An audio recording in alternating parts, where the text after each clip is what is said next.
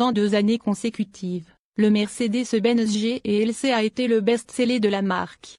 Son remplaçant est entièrement hybride et les prix devraient augmenter de 15%. Pendant des décennies, la liste des succès mondiaux de Mercedes a été dominée d'abord par la classe E, puis par la classe C mais plus maintenant. À l'ère du SUV, le G et LC est désormais le vaisseau spatial le plus populaire, avec une bonne marge, et dans son sillage, la demande pour le G et l'A, le G et le et le G et le B augmente également. Lorsqu'un constructeur automobile est sur un gagnant, la dernière chose que la direction fera est de changer radicalement la formule rentable du succès. C'est pourquoi le G et LC n'est pas seulement visuellement un projet à faible risque, il reste également fidèle à la plateforme Monsieur Ad, longue date qui exclut un dérivé pur à zéro émission. L'XC, qui doit être supprimé lors de l'arrivée du SUV EQC au printemps prochain, utilise une architecture de transformation mixte unique entravée par un poids élevé, une efficacité médiocre et une autonomie moyenne.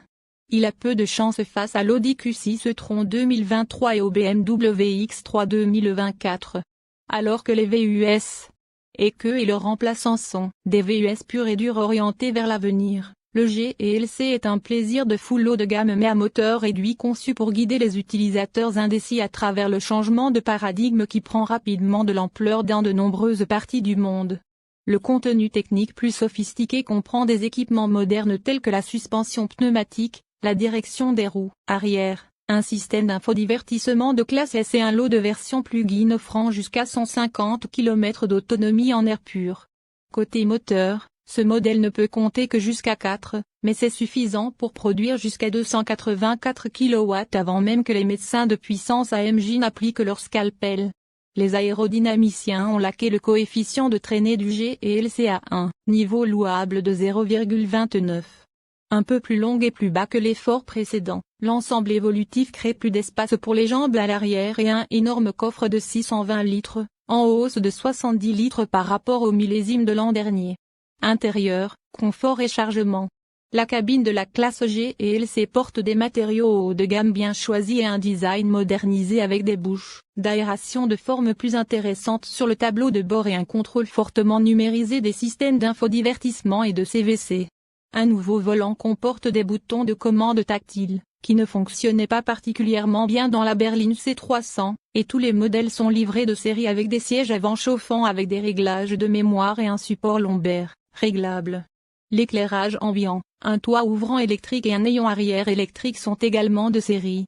Comme les autres modèles Mercedes, la classe G et LC peut être dotée de nombreuses options luxueuses, notamment un toit ouvrant panoramique, des plaques de seuil de porte éclairées, des sièges ventilés, un volant chauffant et une sellerie en cuir.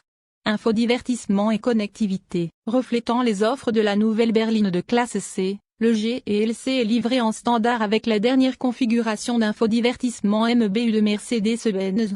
Un affichage de jauge numérique de 12,3 pouces relaie les informations importantes sur la mécanique et la vitesse. Un écran tactile d'infodivertissement de 11,9 pouces s'élève de la console centrale et est légèrement incliné vers le conducteur. Le système peut reconnaître les commandes vocales et intègre de série Apple CarPlay et Android Auto sans fil. La navigation au tableau de bord est facultative et elle est livrée avec une fonction de réalité augmentée qui superpose les directions via une image de la route à venir sur l'écran. Parmi les autres caractéristiques optionnelles notables, citons un affichage tête haute et un système stéréo haut de gamme Burmester. Il n'y a pas de bouton physique pour le système CVC ni de bouton pour le volume audio. Les systèmes sont contrôlés via l'écran tactile, ce qui, à notre avis, est un pas en arrière en termes de convivialité. Le Monty entièrement électronique coûteux comprend un grand tableau de bord avec un choix de graphismes différents, de terne à impétueux, un affichage, tête haute encombrée et la vue en direct du conducteur relayée sur l'écran du tableau de bord avec des projections de panneaux de signalisation et une navigation par satellite directionnelle flèche. Bienvenue au pays des merveilles du logiciel surpuissant. Allons-nous manquer le 6 cylindres en ligne à vide de régime et le V8 fougueux? Tu paries. Mais nous sommes en 2022, le changement climatique doit être arrêté et il n'y a pas de temps à perdre. Ainsi, vos prochains G et LC 43 AMJ et 63 AMJ seront propulsés par un modeste 4 litres de 2,0 litres associé à un puissant moteur d'assistance électrique. Le modèle le plus populaire est l'objet de notre évaluation ici, le G et LC 300, Un 4 cylindres moins bien réglé et sera chez les concessionnaires marocains début 2023. Délivrant une puissance inchangée de 192 kW et un couple de 400 Nm, il propulse le nouveau GLC le plus lourd, jusqu'à 135 kg, selon les spécifications. Ça le permet, la vitesse de pointe est de 240 km/h parfaitement détendue. Grâce au système hybride léger de série qui offre un coup de pied à la demande de 17 kW et 200 Nm pendant une quinzaine de secondes, la consommation moyenne de carburant passe de 8,2 litres au 100 km à 7,4 litres au 100 km. Pour une coupe vraiment spectaculaire de la soif de papier, vous devez attendre les plus gains qui promettent un jeton de 0,5 litres au 100 km, mais ne livreront que tant que la charge de la batterie durera. Nous avons conduit le multisegment MB à faible bling et à haut rendement au nord de Barcelone jusqu'aux Pyrénées, où la minuscule principauté d'Andorre est coincée dans un coin entre la France et l'Espagne. Entouré de hauts sommets et dissimulé derrière des formations rocheuses irréelles se trouve un petit paradis tout-terrain désigné où le GLC a montré ses talents révélateurs quand le jour du jugement dernier rencontre l'Armagédon. Bien qu'il lui manque une boîte de transfert bas de gamme, un blocage de différentiel mécanique et des pneus tout-terrain, le manteau cravate Benz a rapidement enfilé sa tenue d'aventure et n'a pas perdu de temps pour effrayer son conducteur sans prétention. Certes, la voiture d'essai était équipée du pack tout-terrain à coût supplémentaire pour une plus grande garde au sol, une articulation d'essieu allongée, un contrôle de descente, un réglage de la hauteur de caisse et une caméra sous la carrosserie relayant cet effet de capot transparent lancé par Land Rover. Mais qui aurait pensé que ce poseur né pourrait maîtriser un parcours difficile sans se coincer une seule fois. Sous forme PHEV, vous pouvez même faire toute la cascade sans allumer le moteur à combustion. De retour sur les bonnes routes, le GLC 300 se trompe rarement de sabot non plus. Ses deux atouts majeurs sont la conduite parfaitement conforme et l'insonorisation exceptionnelle. Même lorsqu'elle est chaussée de roues de 20 pouces. La suspension pneumatique agit comme un service de distribution d'édredons adaptatifs qui bouche chaque nid de poule, rase chaque arête transversale et renforce chaque carrossage en ruine. L'environnement silencieux et confortable correspond à peu près aux classes E et S pour le confort des créatures et peut être encore amélioré en spécifiant le verre sandwich trempé et les impressionnants sièges de massage multifonctionnels, qui sont un pur bonheur pour les maux de dos. Dynamiquement, le nouveau GLC monte également d'un cran. La direction est désormais plus précise et directe, tandis que la direction aux roues arrière en option réduit le rayon de braquage de 0,9 m. C'est un véritable atout hors des sentiers battus et consolide encore la stabilité directionnelle. Les freins auraient cependant besoin de plus de mordante initiale, et leur modularité et leur endurance ne valent pas la peine d'être écrites non plus. Il en va de même pour la manette des gaz, qui prend son temps pour répondre, coordonne le moteur et la transmission de manière plutôt, et la Donna Mobile valsera énergiquement d'un sommet à l'autre, roulant un peu plus que prévu et faisant une révérence sous une forte décélération.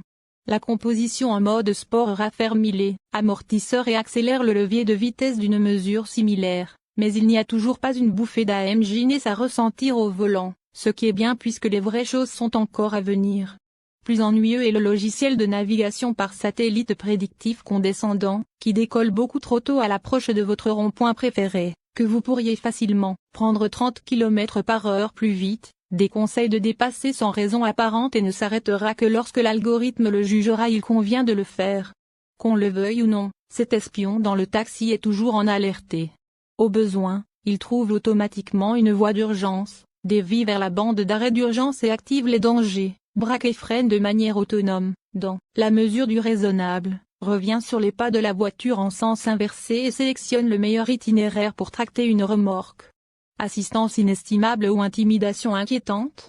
Difficile à juger, mais l'avenir autonome n'est peut-être pas aussi rose que l'industrie voudrait nous le faire croire. Le GLC 300 de nouvelle génération arrivera dans les showrooms marocains au premier semestre 2023. Et les acheteurs ont des raisons d'espérer le premier trimestre plutôt que le second.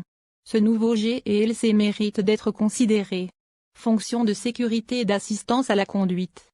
La classe GLC offrira une multitude de fonctions d'assistance au conducteur en option, mais seules les bases telles que le freinage d'urgence automatisé et la surveillance des angles morts sont standards. Opter pour le package d'assistance au conducteur en option ajoute une technologie plus avancée. Pour plus d'informations sur les résultats des tests de collision de la classe G et LC, visitez les sites web de la National Highway Traffic Safety Administration, NHTSA, et de l'Insurance Institute for Highway Safety, IHS. Les principales caractéristiques de sécurité comprennent: freinage d'urgence automatisé de série avec détection des piétons, surveillance standard des angles morts, régulateur de vitesse adaptatif livrable avec fonction de